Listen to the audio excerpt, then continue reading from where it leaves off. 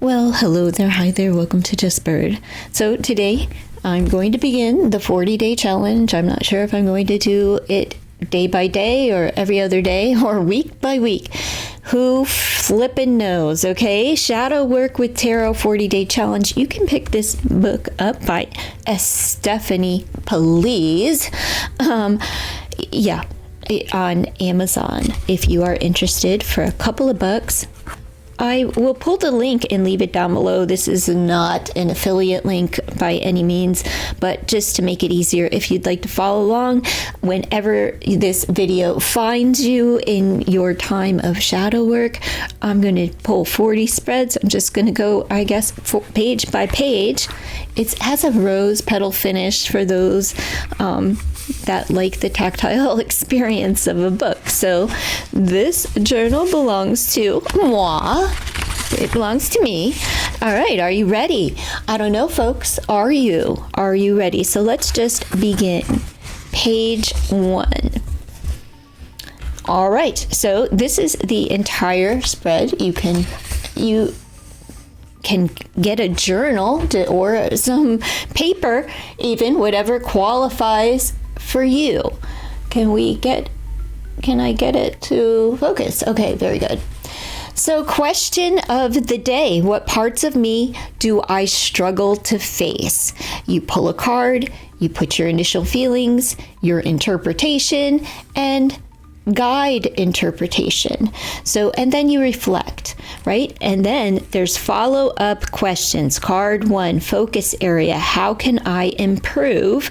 And card 3, advice from my higher self and spirit guide. So this is a full reading journal log, and this is one complete spread. So I will be using the Negredo for my one card. So and then I will pull from different decks. If any of this interests you, please do stay tuned, and I'll be right with you. Well, welcome back if you stay tuned and stuck around. It is 11/11/2024. There's no time like the present time to deal with your shadow self. So if this is your time, let me just show you this spread. You can follow along. I'm going to take the jumper, okay? I don't usually, but I'm going to. We have the Fool right from the beginning, right? So this is what I struggle, the parts of me I struggle with is my inner child. My spirit, my inner child spirit, the foolishness. Could be, let's see, what parts of me do I struggle to face? The child. I know exactly what it's saying to me. Now, you can take a look at this card for yourself and ask yourself.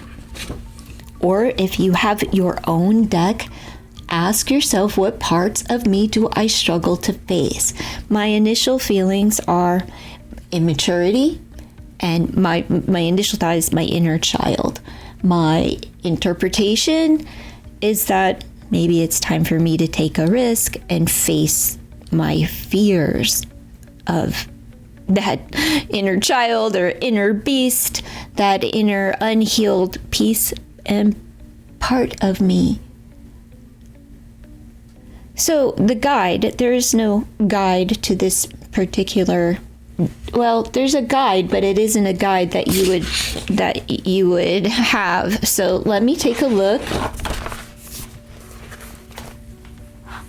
The guide's interpretation, like of the Fool, is, immaturity, foolishness, naivete, taking a risk, youth, adventure, high-spirited, that it is the spirit of a fool, right? So, like I said, the book that goes along with this deck, I'm not sure if they have a full interpretation in here. I don't want to waste time or stop the video to find out, but I will look here. But I'm just gonna go. There's the Tower. It's speaking about the ego and the shadow, and and then the fears. So yeah, there's not an interpretation for the Fool, but I've given my interpretation of the Fool, and it's the beginning. Going all the way back to the beginning is what I fear, and that is the truth. So it speaks loud and clear to me. Now, the next portion of this, I'm going to use probably an oracle deck, the Inner Healing Oracle, I believe, by Mandy Peterson, or yes, Peterson, I believe. I could be so wrong. I apologize if I am getting it wrong.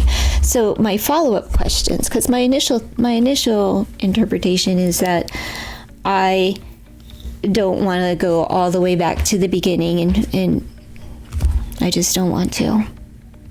Don't want to. And facing, maybe immaturity, whatever it may be. Okay. Focus area.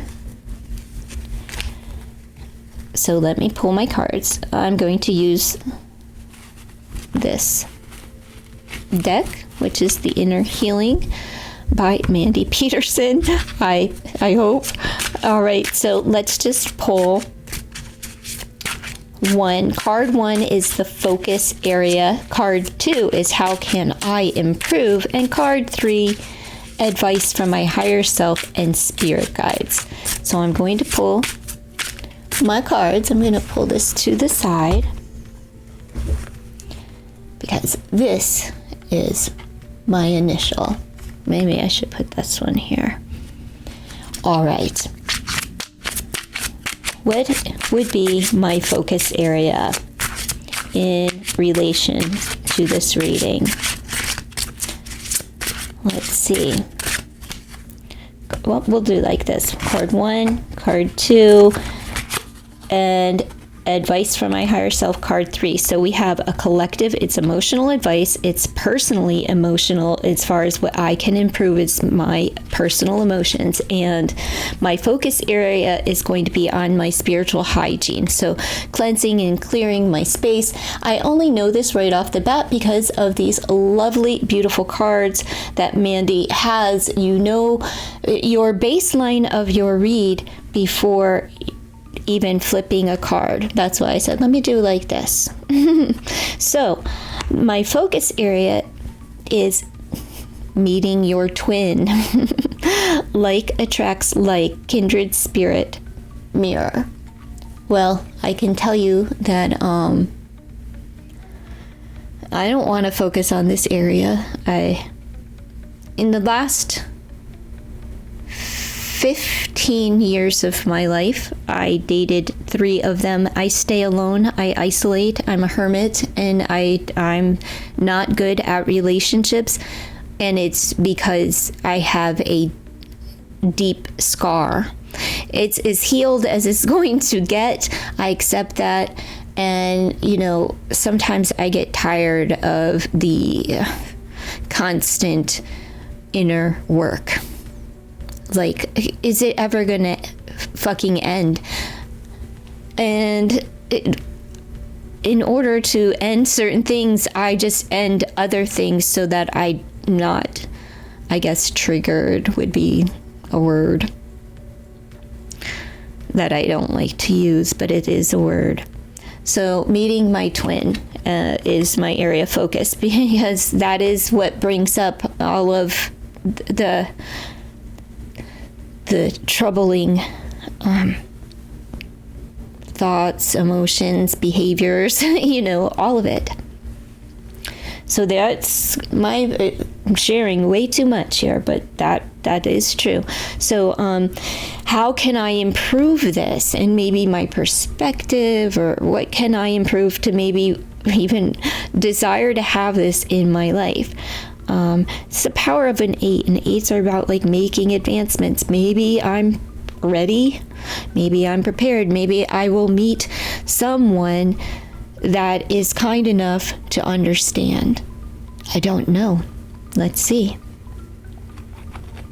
Without a care. How can I just don't give a, right? Discard ignorance and turning a blind eye. Power of a 22. 22 is a spiritual number, but, breaking down to a 4, it's your spiritual foundations. Disregard things that I've, everything, that I maybe was taught, learned. Fuck what society says, because, like some secrets you hold on to, some things you just don't share. And right now I'm at the point where it's name them, shame them, and blame them, because they are responsible, and fuck them, for one.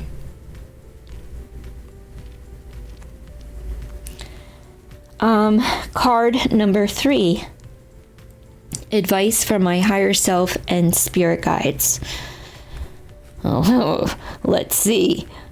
Power of a 28. A new beginning. Endings. But new beginning. Let go, right? Don't care so much about what people think, what this looks like.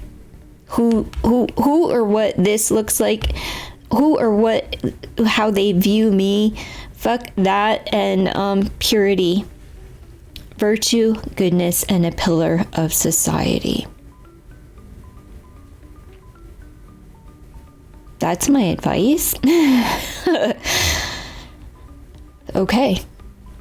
Just keep my head up and not care so much. Not care so much about what people will think or say or whatever. But that is the first spread, and I'm going to do my writing now. So by all means, here is the spread again in its entirety. And you could just follow along, and if you'd like to join along, I will be doing the next spread in the next video, which will be what is the root of my discomfort. I may not be sharing my entire thoughts though about self. Maybe I will, because who cares, right? Don't care so much to society, the norms, or what anybody has to say. So if you'd like to follow along, please do leave any of your thoughts and comments down below. Share whatever you so desire.